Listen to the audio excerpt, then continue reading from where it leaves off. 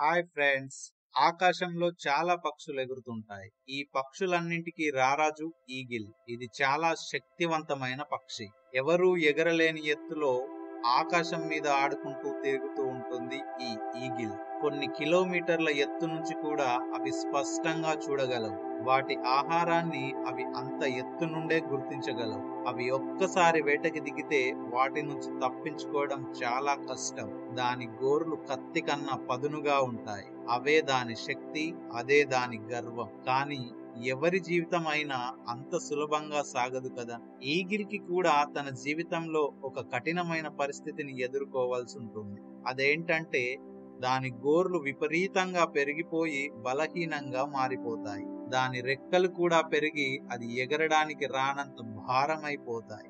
ముక్కు కూడా పెరిగి పెరిగి వేటకి పనికి రాకుండా పోతుంది. ఇలాంటి పరిస్థితిలో అది విధి పెట్టిన పరీక్షకు లొంగిపోయి తన ప్రాణాలను త్యాగం చేయాల్సి వస్తుంది.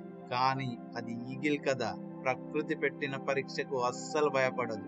ఏమాత్రం వెనక్కి తగ్గదు. ఈ పరిస్థితిని తను ఎలా ఎదుర్కొంటుందంటే తన గోర్లను ముక్కుని బండలకి రాకి రాకి ఊడిపోయేలా చేసుకుంటుంది. తన ఈకలను పీకేసుకుంటుంది. దాదాపు 5 నెలల వరకు ఆహారం తీసుకోకుండా జీవించగలుగుతుంది. తర్వాత దానికి కొత్త గోర్లు, ముక్కు, రెక్కలు వచ్చాక అది మునపటి ఈగిల్లాగా ఉండదు. కొత్త శక్తితో పునర్జన్మ పొందిన యోధుడిలాగా కనిపిస్తుంది.